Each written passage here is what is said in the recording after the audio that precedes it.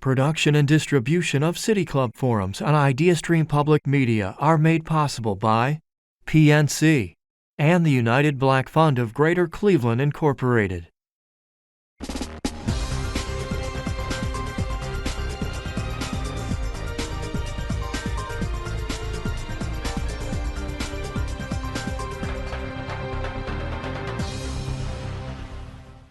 It's Friday, April 19th, and I'm Cynthia Connolly, Director of Programming here, and pleased to welcome Jeremy Johnson, President and CEO at Assembly for the Arts.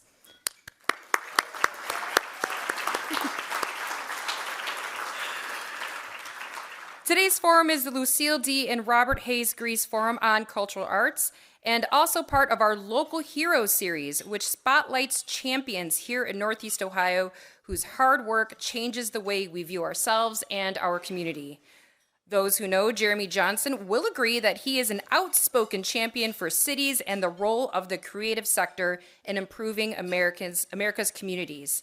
Jeremy grew up in the Huff and Glenville neighborhoods and would go on to serve the leadership team that created the New Jersey Performing Arts Center and became the philanthropic liaison for the Newark mayor and now Senator Cory Booker. A win for Cleveland, Jeremy is back home. He became president and CEO of Assembly for the Arts in June 2021, and since then has worked hard to expand the pie and increase equity in Cleveland's arts and culture industries. Put simply, Assembly for the Arts is the umbrella organization that advocates for and unites Greater Cleveland's complex creative sector. Under Jeremy's leadership, Assembly is reigniting Cleveland's creative economy, which generates $9.1 billion annually and supports nearly 65,000 jobs.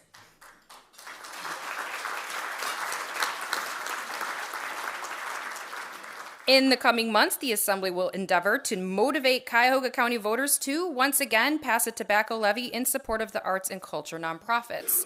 We will hear more about this and the work Jeremy is undertaking and the important role the creative sector has here in Northeast Ohio shortly. Moderating the conversation is Rhonda K. Brown, Senior Strategist for Arts, Culture, and the Creative Economy at the City of Cleveland. She is the city's first arts strategist and a Shaker Heights native. Before taking up the role of Cleveland's arts czar, Rhonda worked as a professional artist in Chicago and as president of the City Colleges of Chicago Foundation. She brings over 3 decades of experience to her role here in the city. If you have a question for our speaker, you can text it to 330-541-5794. That's 330-541-5794, and our City Club staff will try their best to work it into the second half of the program. Members and friends of the City Club of Cleveland, please join me in welcoming Jeremy and Rhonda. Thank you. Thank you. Thank you.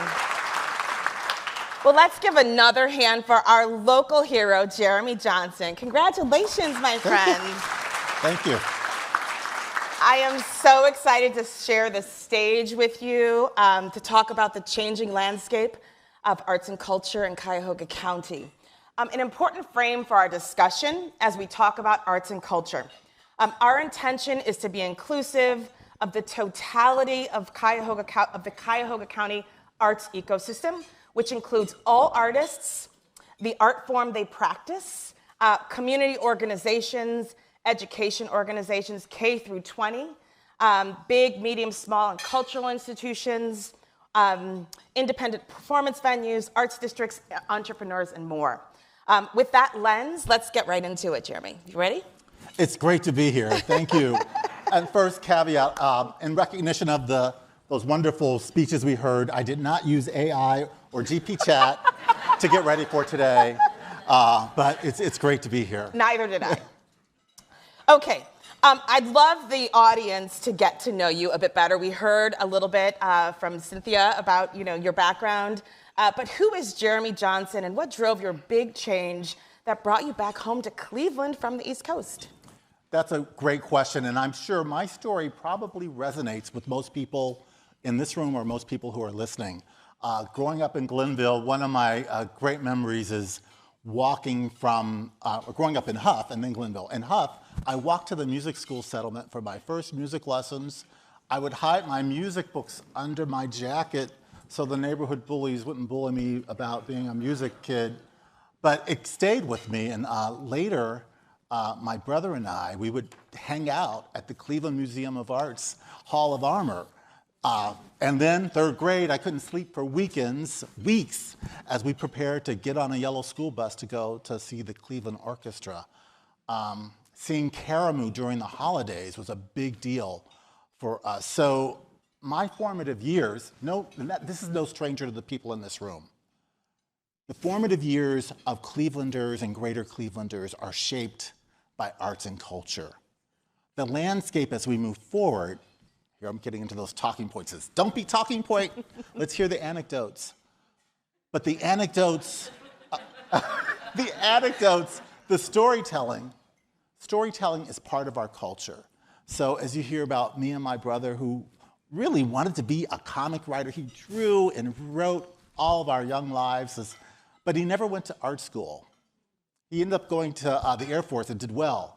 But I thought if he could have gone to CIA, like my sister's friend, who is now a great animator, wow, wouldn't that be something else? So part of what makes Cleveland great and why I came back was for the new Jeremys that are coming up, for the new Rhondas that are coming up, and this great region with I'll leave it at that. We've got a future ahead of us, and the glass is half full, folks. The glass is half full. I love that, Jeremy. He's so positive at all times. So we have quite a few artists, arts and culture leaders, funders, arts users here in the room today and listening on the air. If you would provide some context and color about the arts and culture ecosystem in Cuyahoga County, I think that would be good to level set, where we are. The creative economy, that's a buzzword we hear often. What do we mean by the creative economy? Yes, we're talking about visual artists that paint and sculpt. Yes, we're talking about performers on our stages. We're right here in Playhouse Square. But the creative economy is so much more. It's designers and architects, spoken word, film. We just had a big creative economy moment in Cleveland. Y'all remember the eclipse a few weeks ago? You're stealing my moment. Okay, I won't steal. The arts economy here, one thing we do at my organization, Assembly for the Arts, we measure the impact. I will not bore you with the statistics that even in the aftermath of the pandemic, we were a $500 million industry just in Cuyahoga County, just in nonprofits. I'm not even talking about those other legs, individual artists, creative businesses. When we put all of that together, we are a powerhouse, and we must continue to be that powerhouse. So the arts community, and literally, I see many of you in the audiences, and I'm sure listening, you could be out every night of the week, every day of the week, and not touch all the arts and culture that is happening in this sector. We want to keep that going. That's what keeps our region a place for people to stay, to grow, to come back, to attract. No great city is great without arts and culture. And you cannot have the arts without having artists. So. Indeed. So, Jeremy, speaking on some of the data points you just mentioned, there were two big headlines in 2023 about the vitality and economic impact of arts and culture in our region. And I'll just share a little bit about them. SMU Data Arts Vitality Index listed our arts vibrancy number 12 out of 20, behind New York, Washington, D.C., Nashville, New Orleans, and Los Angeles, among others. And the Economic Prosperity Report, completed by the Americans for the Arts, found that Cuyahoga County and arts and culture industry generated, which Jeremy just mentioned, over $500 million in economic prosperity. That is unbelievable in the aftermath of a pandemic. So what I'd like you to do, Jeremy, is talk about not that great stuff, because we just heard about that, but I want you to talk about the fine print, right? What are some of the salient talking points, and it's okay to give your talking points now, about the arts and culture, about our arts and culture scene in Cuyahoga County behind those big headlines? Charles Dickens, right? Tale of Two Cities. On this stage, every week, we often hear about the tale of two cities. All that Cleveland has, its assets, the Great Lakes, 100-year-old institutions, philanthropy so strong. Actually, that's another reason why I came back. Strong philanthropy, strong partnerships. But that tale of two cities, yes, it's about great anchor institutions. It's about partnerships. But you don't have to go too far from this room we're sitting in to find culturally rich communities, but that are economically challenged and have been for a long time. So behind those headlines are some wonderful bright spots. If you go to Deep Roots Gallery on East 79th and Cedar, a privately run gallery that is just blowing out artists left and right. What does that mean for the city? The southeast part of our town that the mayor said, we're going to invest, the Marshall Plan. Where are the cultural anchors there, the cultural vitality there? That tale of two cities looms large for us. We want to be a city where we all are rising, and I'm really excited that whether we're anchors, whether we're smaller budget nonprofits, individual artists, things are happening even as we speak. You know, I'm not a break dancer. I'm not. Breakdancing will soon be a part of the Olympics. Did you know that Cleveland had finalists that are gearing up for the Olympics, and they performed? I'm one of them. Oh, okay. Dan Moulthrop is the All other right. one. Honorary. We're in a team together. Cleveland is part of the pipeline, and of all the places that you could have seen them working this out was the lobby of Severance Hall of the esteemed Cleveland Orchestra. This mashup of arts, culture, people literally, I mean, we just heard this whole conversation about AI. In my mind, what Cleveland brings is bringing people physically together. I can literally touch you. This is not AI. I can literally see you.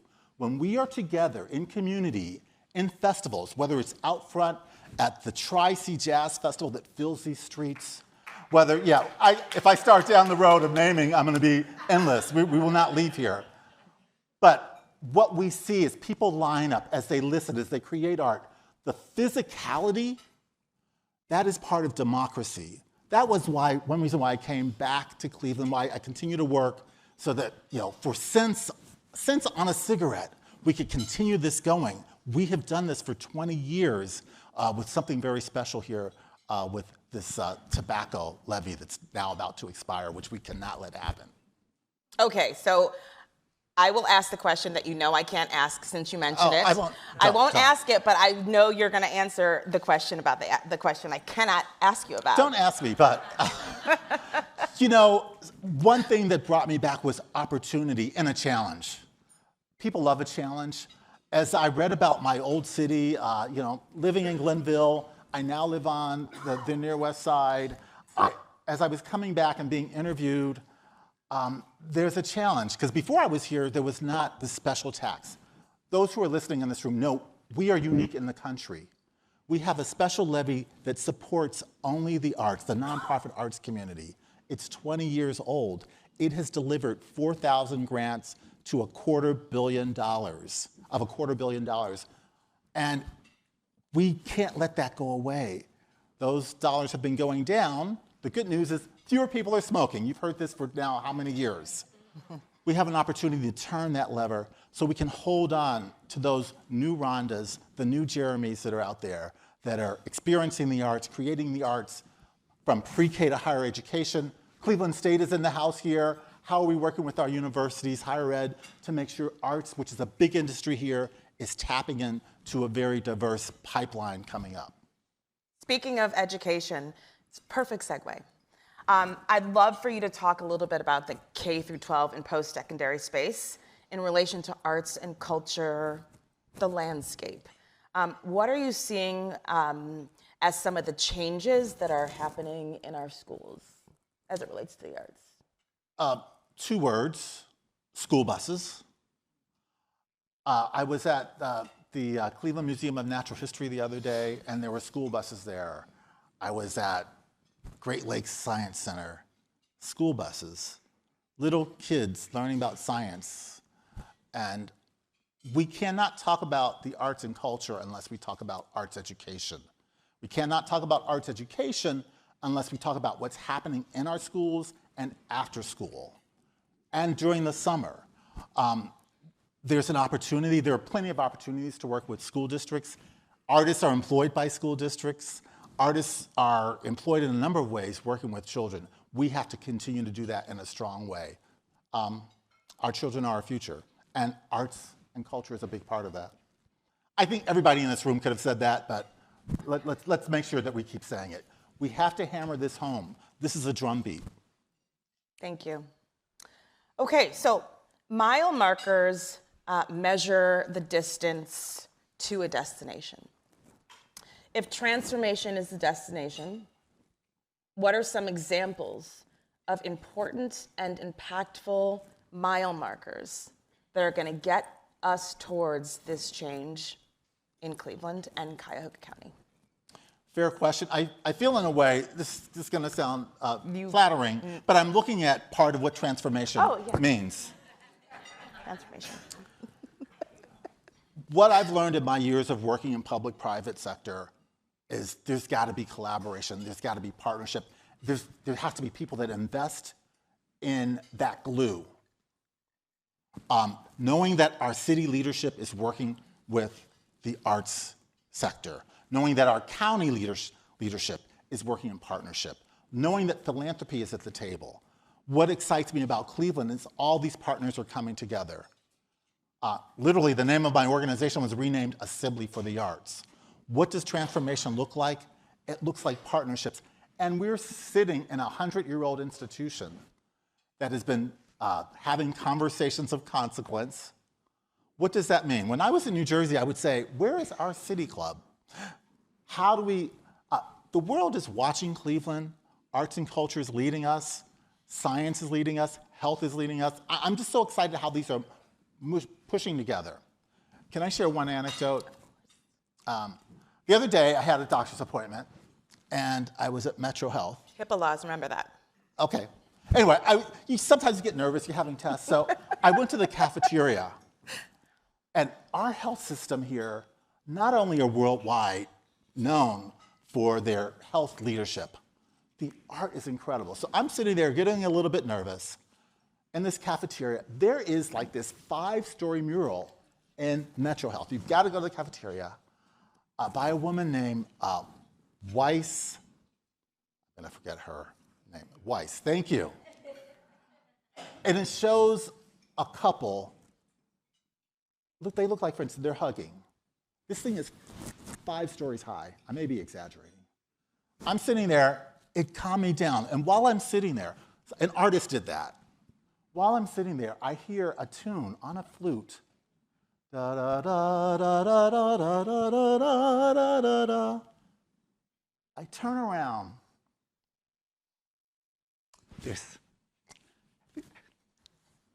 There's a flutist playing in this atrium. Art, culture, health, wellness, they go together. And in our society, yes, they do. So they go together. And it's not just what we believe. The Surgeon General last year said the top health issue in this country is isolation, loneliness. It's causing us to have shorter lives. The trauma that we face. How are arts and culture touching all of that? Not just in a nice way to go to your child's dance, but in policy ways. How are we working with the city, the county, the transformation of our lakefront? How are creatives leading that? So I could go on, but let me pause there. Oh, that's beautiful, Jeremy. Thank you for sharing that vulnerable moment. That's really nice. I'm going to ask a question that wasn't on my list. You might have imagined I was going to throw you a little bit of a curveball, but it's not. You're going to be able to slam dunk it. I want you to talk about the importance of individual artists, visual, theatrical, writers, dancers, etc., chefs, the range of artists. Just talk about how important they are to this ingredients mix, this recipe that we're cooking up together? I like the way you've broadened it. Usually we think of the arts and culture or fine arts. We have a one way of thinking it. I was at my barber the other day. He's got this little sticker that says, barbering is an art, it's a culture, it's a lifestyle. An art, culture. In a way, we are all artists. Last week on this panel, there was a panel of African-American philanthropists saying that we're all philanthropists. We have to find our way to do that. In a way, every greater Clevelander, you've got art and culture in you. How do we connect that then to policy, to cultivating a ground? How do we plant seeds for the future? These things do not happen by accident. Public funding, private funding, working together. There are people literally behind the scenes, in front of the scenes. That's why I say you are part of that transformation. Having an office in the City Hall of Cleveland that is looking at these partners and how these are working with nonprofits like Assembly, that's part of the transformation that plants the seeds for artists and culture and placemaking across our city and our region. Whether you are in the West Side, on the East Side, beyond here. So that's one way I would answer that. Great. And then I just want to ask one more question, because we've talked a lot about arts and culture, but the other part of this lens or stool, as you say, is the creative economy, right? What is that? What does that mean? Is that definition evolving? Creative economy is evolving. Lately, I came across a term called creator economy, which is taking it to the next level.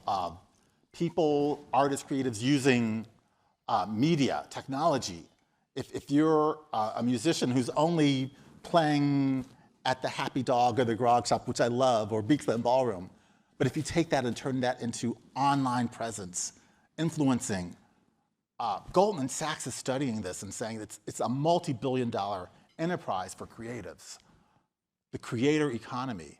And what is Cleveland's role in leading that? The mayor, through the conference called the technology, Futureland. How are we connecting those roles? Higher education plays a role, pre-K through 12 plays a role, the creative economy and creator economy working together. Again, what is the foundation? Hey, maybe it's general operating support to nonprofits that are feeding into that. That's where that vote comes from, so vote for that. So back to big and bold headlines, and someone mentioned it. The Wall Street Journal said that for 4 days, Cleveland was the news center of the universe. We were on the path of, yes, that's right. We were on the path of totality. We hosted the most watched NCAA tournament. The Cleveland International Film Festival opened its 48th season with 13 days of incredible films from all over the world. And though it's outside of the time frame of those 4 days, Jean-Baptiste sold out performances where he played on a very special organ at the Cleveland Museum of Art, et cetera, et cetera, et cetera. There's a lot going on in this amazing city. What will it take to continue to catalyze and sustain what we've started? And share some thoughts about your big, bold vision for transformation as it relates to the arts and culture in Cuyahoga County. Sometimes big, bold visions, Rhonda, are a silver bullet. Sometimes they are many silver bullets. There's a group called Shooting. Without bullets. Without bullets. I finish his sentences. Shooting without bullets. Last night, there was an event at a place called Zygote of mostly fellows of color learning the art of printmaking, really trying to get into the scaffolding up to become great printers. The other night I mentioned what happened at the Cleveland Orchestra. Oh, there's an exhibit at the Cleveland Orchestra of a great photographer, Chuck Stewart, an African-American photographer who really cataloged jazz America and other things in the lobby there. What will it take? It takes cohesion. It takes partnership. There's a reason why my group is called Assembly. Assembling people is not as easy as it looks. But in unity, there is what? Strength. Cleveland has an opportunity. What does the future look? What is the exciting future? What is that silver bullet? Yes, it is about that vote I keep talking about. But it's also about how are we working across the silos, that health story. How are we addressing issues of maternal health? Birthing beautiful communities is doing great work. How are we working on democracy? So in my mind, it's a bunch of bullets, but where creatives are connected. It's a mosaic of arts and culture intertwined in this. We do have to come up with the data, and the data, there are numbers all over the place, which we can use to make our case. We'll continue to make that. But it's the best and the brightest when you can see those stories right in front of you.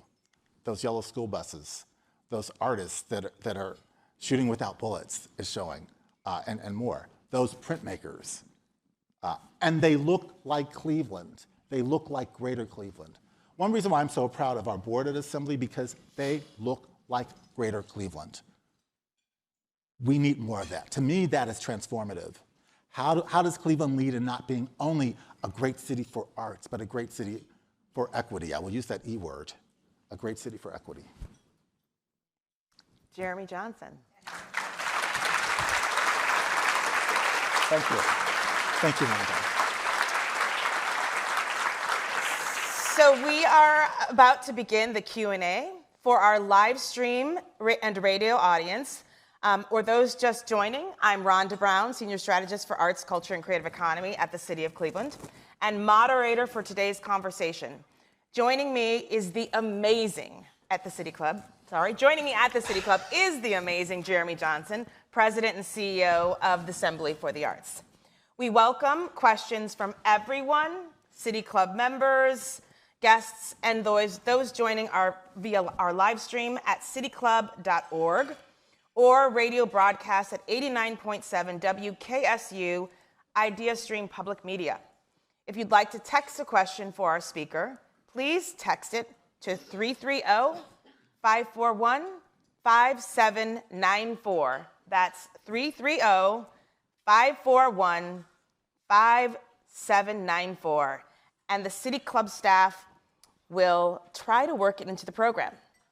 Remember that song, Dial 541-2323? Garfield? Garfield, 12323. That just reminded me of that. Sorry. I had to just say it. I'm sure everybody who's from Cleveland, including myself, remembers that. So, may we have the first question, please? Thanks to both of you for being so eloquent and presenting such incredibly creative and thought-provoking ideas. My name is Mary Beth Ions. I'm a professional violinist in Cleveland. And Mr. Johnson, if you had been at Metro the day before, you would have heard me in the cafeteria. Nice. That's so nice. But instead, you heard my wonderful friend Gail playing flute, and it is amazing how music changes the energy in a room. And I play with the Cleveland Pops Orchestra. I'm assistant concertmaster to Carol Ruzicka, who is our concertmaster of the Cleveland Pops Orchestra at Severance Hall. And we love working with that orchestra. But I also work for Metro Health. They've created an Arts in Medicine department. And it's headed up by Linda Jackson, who's a former dancer with the Cleveland Ballet. And it's a wonderful, wonderful organization. I played for a woman in labor. She was having a terrible labor, and they sent me to labor and delivery. And they said, just play outside the door. Nothing else is working. We've tried having a minister in there. We've had recorded music, but do something. So I played Over the Rainbow. And halfway through, I heard, wah. The baby came. And they invited me in, and I played Happy Birthday to the baby. Aww. And then later that day, I played for a wedding downtown at the cathedral. And then in the evening, I was at hospice playing bedside for a gentleman who was passing away in an assisted living facility. under the care of hospice. And he was from Ireland, and I played Danny Boy, and it was, well, what I'm getting at is there are so many other, let me use the word trenches in Cleveland, besides just the Cleveland Orchestra, and even our Cleveland Pops is wonderful. But these orchestras, many travel to Youngstown Symphony, Akron Symphony, Canton Symphony. But there are so many other venues to bring music to unorthodox places in Cleveland, like Metro, like playing as someone is passing away, like a baby being born to music. And I would love to see some funding go in that direction. It's just so important. It's humanitarian work. It's non-political. It's non-invasive. It's just all good. You're right. We've got to look at the silos, also the funding silos. Absolutely. When I walk into a room, I'm wearing my A for arts. Sometimes I have to take the A off and say, I'm here for creativity, I'm here for health, I'm here for sustainability. People sometimes see artists and culture and they think one thing. So sometimes, especially as we're talking about health and science and dealing with trauma and opportunity and dealing with jobs, jobs is really important, workforce. We are a workforce industry. So I think that's part of the solution. How do we change our language? How do we tell our story that resonates with elected officials? That is so important that we continue to beat that drum. Elected officials are our partners in this work. And if I leave you all with anything, it's that Cleveland can show how we're working together. We've arrived with great leadership, new leadership across many sectors. So the opportunity is here. Thank you. Wonderful conversation today. Again, my name is Sheila Wright. So Cleveland is poised for growth. We've been growing, and there's so many opportunities here. My question is, how can a city like Cleveland strategically integrate diverse art forms into our economic development plans that specifically drive growth and attract investment? Specifically drive growth and attract investment. Creative economy. So as we think about the economy, we enjoy the arts. So the context for my question is, we enjoy the arts, we support the arts, but this is how people pay their bills. This is how people send their kids to college. And so when we think about it as an economy, or the opportunities for economy, as conversations are happening around growth, buildings, companies coming here, how are the arts and the diversity around those mediums infused in that conversation? Economic development should be at her door all the time, because it is so important to, I think, the growth of the city. So, and we totally agree with you. And we're really at the beginning of germinating and creating some of those ideas and putting people around the table to do just that. And I talk a lot about how thriving cities, when you go to Austin, Texas, Chicago, and other amazing spaces, the first thing you want to see is what's cool, what's happening in the city. And there's also usually good food connected to that, good coffee, and also places just to shop, vintage shops, and other things that are just part of this ecosystem of cool. And we're really thinking about that strategically, as you said, and we'll hope to see some really cool things coming in our future. thank you. I've got to add, part of that cool future, the city has just announced or has taken applications. More than 100 came in for something called the Transformative Arts Fund. Yes, that is meant to be transformative across the city. To the question, where is the economy connecting with workforce? Well, that's really a great opportunity for our artists that live in the city of Cleveland, that have partnered with an institutional partner that's in the city of Cleveland to create a piece of art or artist experience within the public art domain in the city of within the 17 wards of the city of Cleveland. So I am not going to talk about anything else as it relates to that. But we got some incredible ideas. And the future is bright because our artists and our institutions were super excited about this.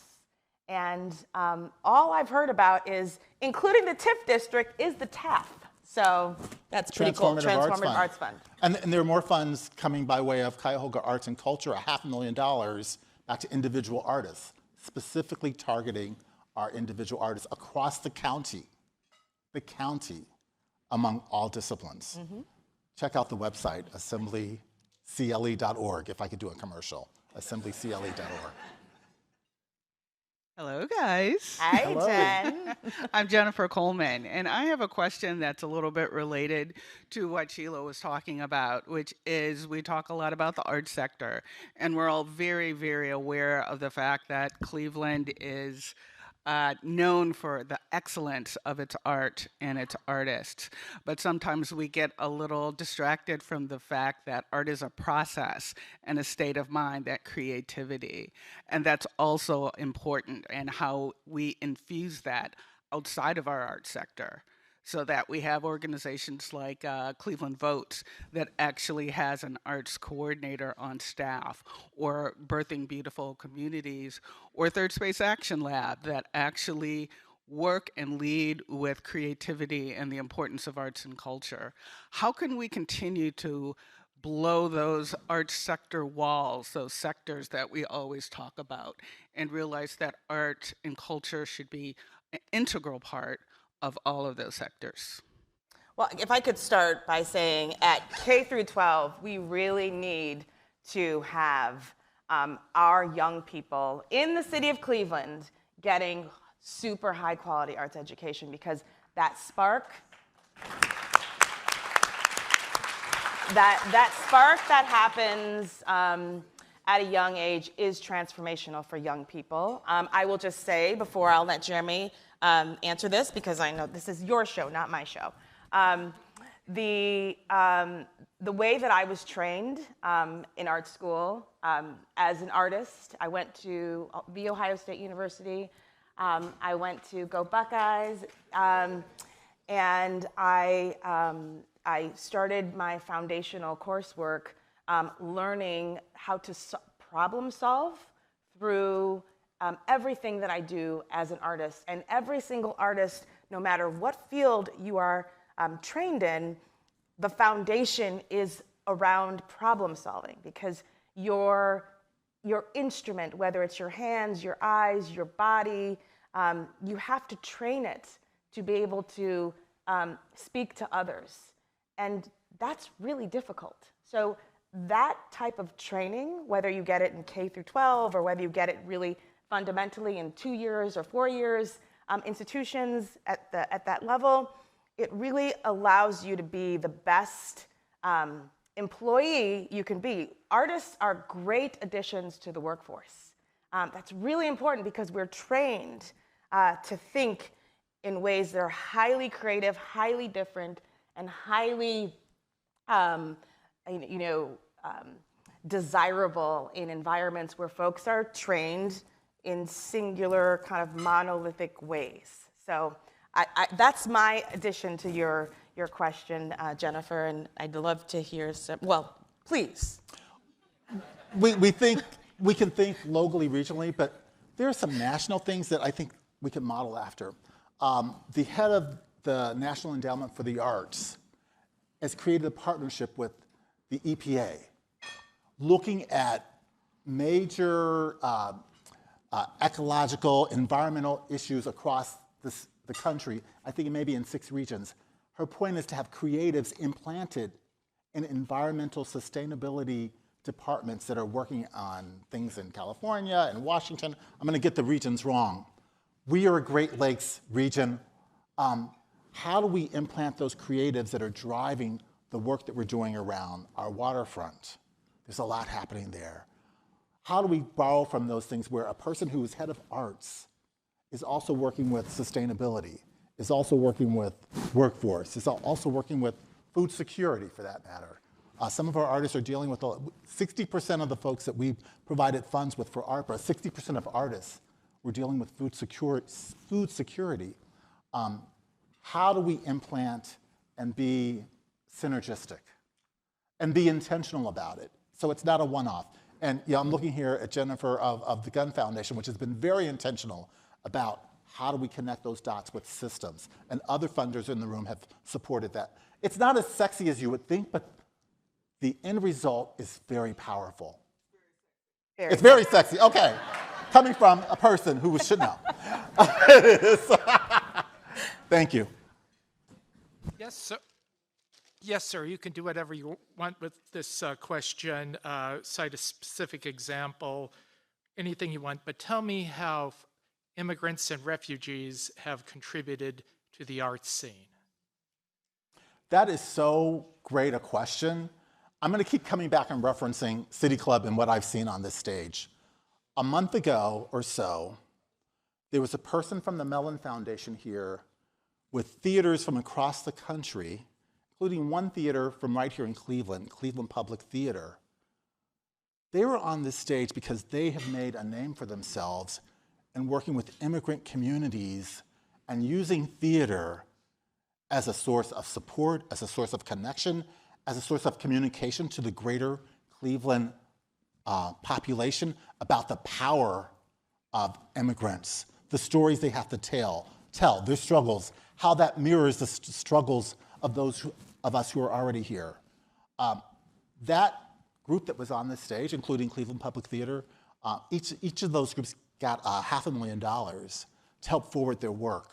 Cleveland is leading the way with arts and culture and immigration. I could speak about other theaters that are doing this work, dancers, writers that are doing this work. Of course, someone's going to say afterwards, Jeremy, you didn't mention our discipline.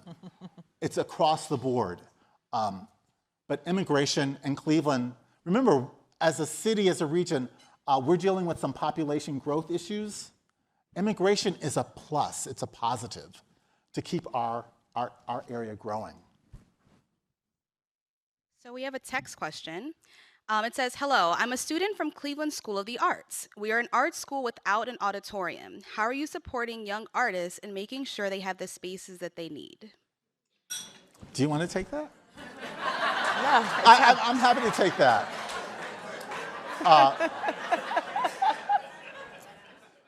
A school without an auditorium? So Cleveland School of the Arts, we have many fans in this room. It is our key magnet for arts. And we need to have facilities that have, that artists and creatives can expand their opportunities. How do we look at what's going on at all of our educational institutions? How do we support that? I have 4 letters for you. VOTE. Do I keep coming back to that?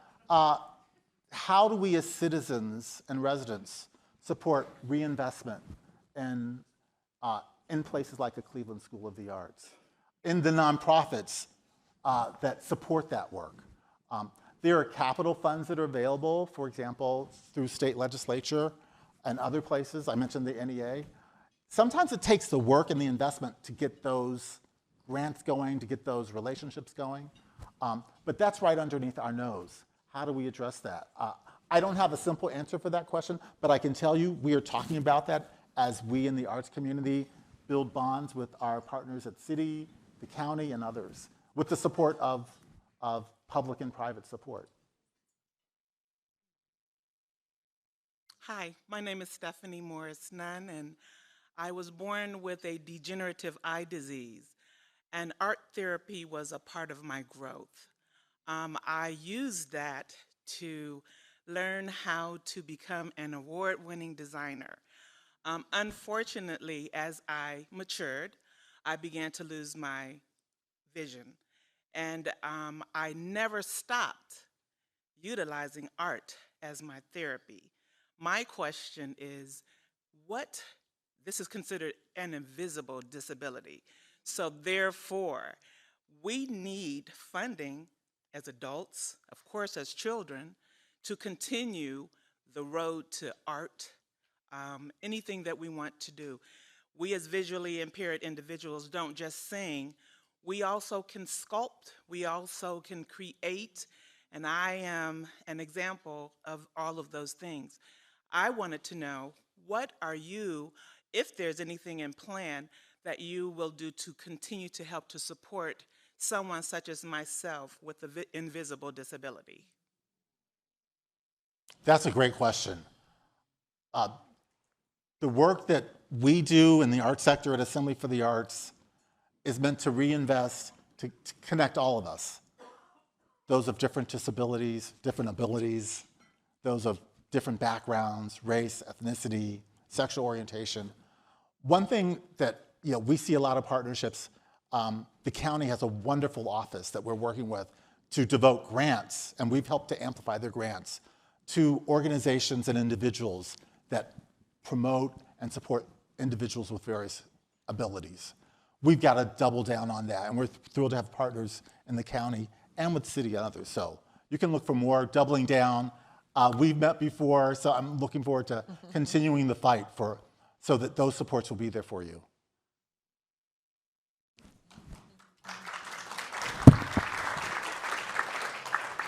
Jeremy, Rhonda, thank you so much for being here today. My name is Joshua Hill, and I'm Service Director of Community Engagement and Partnerships with the Museum of Contemporary Art, Cleveland.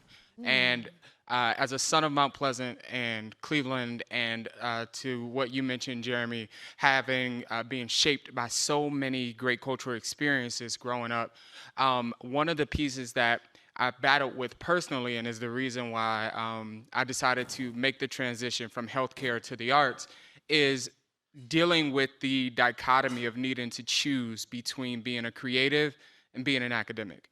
And I want to know, as we talk about changing the landscape, what are some things that we as community members and also us as arts administrators and cultural leaders can do to begin to cultivate a normality that students can pursue both?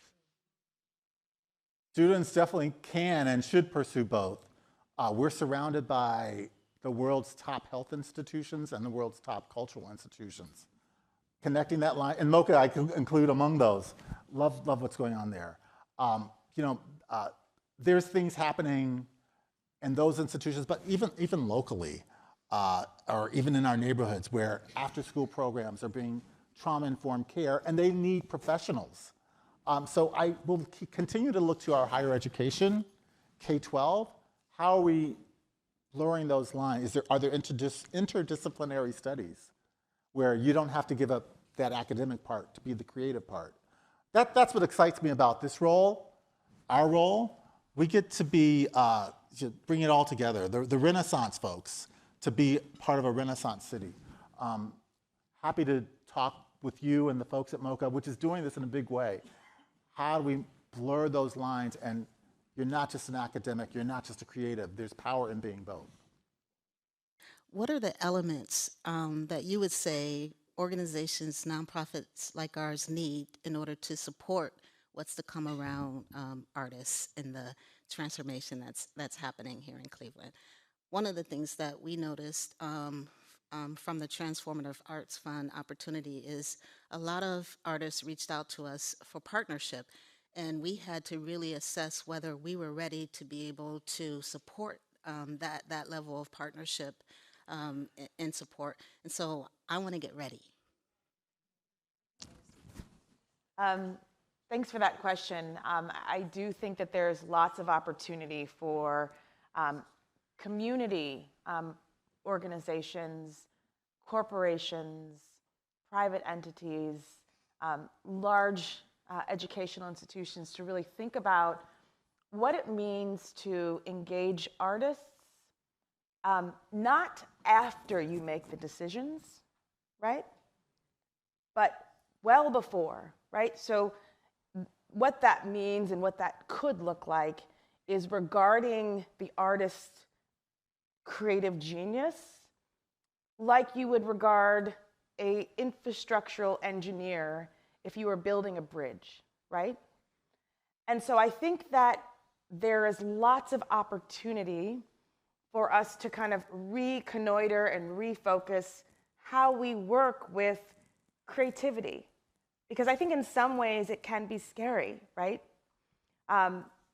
Especially as it relates to someone who considers themselves a practicing artist.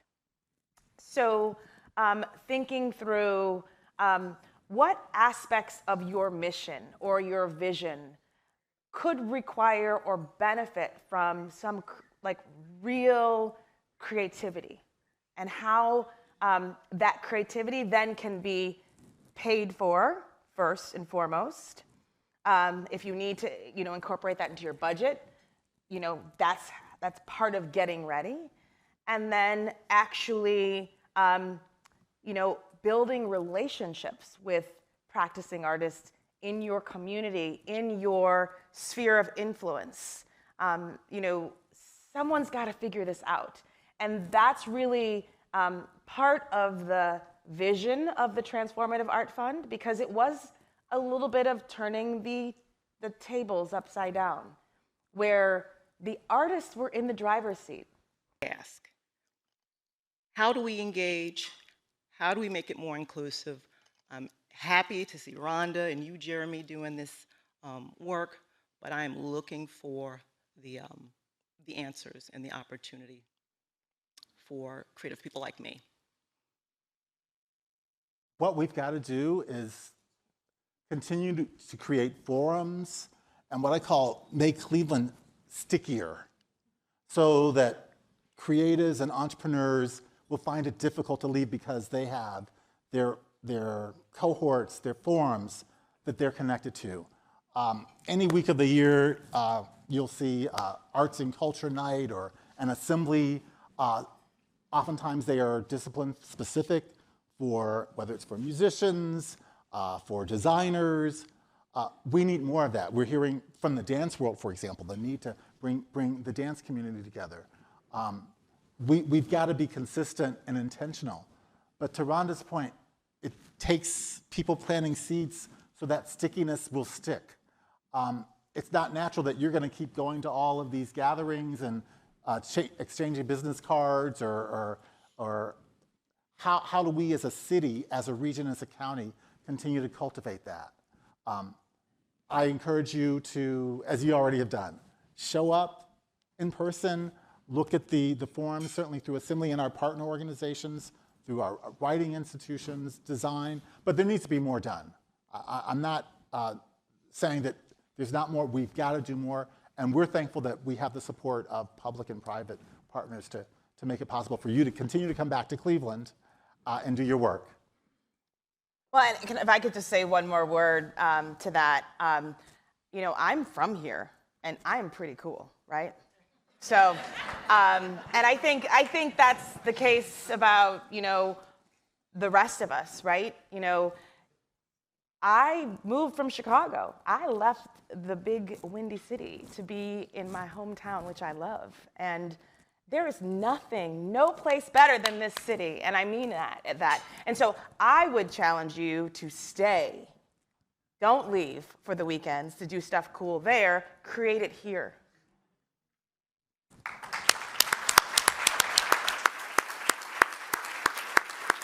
All the cool kids are definitely here in Cleveland. Thank you to Jeremy Johnson and Rhonda Brown for joining us at the City Club today. Forums like this one are made possible thanks to generous support from individuals like you. You can learn more about how to become a guardian of free speech at cityclub.org. Today's forum is part of the City Club's Local Heroes series in collaboration with citizens. It is also the Lucille D. and Robert Hayes Grease Forum on the Cultural Arts. Lucille and Robert Grease were lifelong Clevelanders dedicated to the welfare and enhancement of the philanthropic institutions of their city. Thank you to the whole Grease family. We are so grateful for your passion and your longtime support of the City Club. Our gratitude also to our community partners, especially to Lorna Wisham with the Western Reserve chapter of the Links Incorporated, and Sheila Wright with the Crew Foundation. Yes, round of applause for our esteemed community partners. And we would also like to welcome guests at the tables hosted by the Crew Foundation, Cleveland Federation of Musicians, AFM Local 4, the Cleveland Foundation, Cleveland State University, Friends of Dave Nash, the Hope and Stanley Essay Contest, Huntington Land Studio, the Cleveland Playhouse, and the Western Reserve chapter of the Links. Thank you all for joining us today.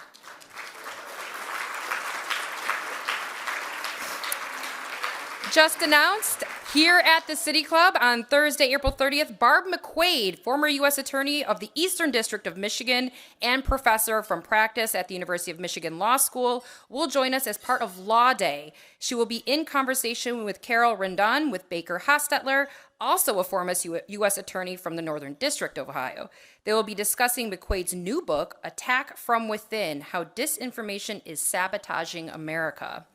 Then on Friday, May 3rd, we'll hear from leadership of the 4 Cleveland nonprofits who received transformative gifts in the latest round of Mackenzie Scott's donations: Birthing Beautiful Communities, LGBT Community Center of Greater Cleveland, Towards Employment, and Fairfax Renaissance Development Corporation will be in the house.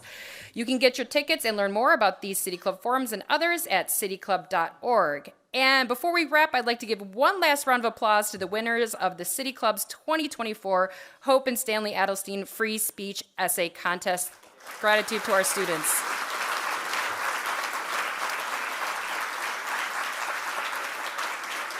There were over 332 entries for this essay contest, the most entries we've seen since we began the contest in 2015. Well done, students.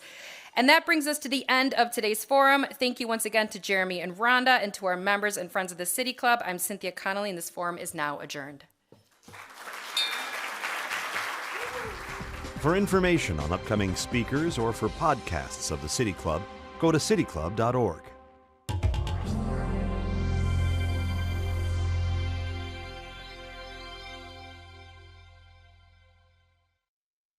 Production and distribution of City Club forums on IdeaStream Public Media are made possible by PNC and the United Black Fund of Greater Cleveland, Incorporated.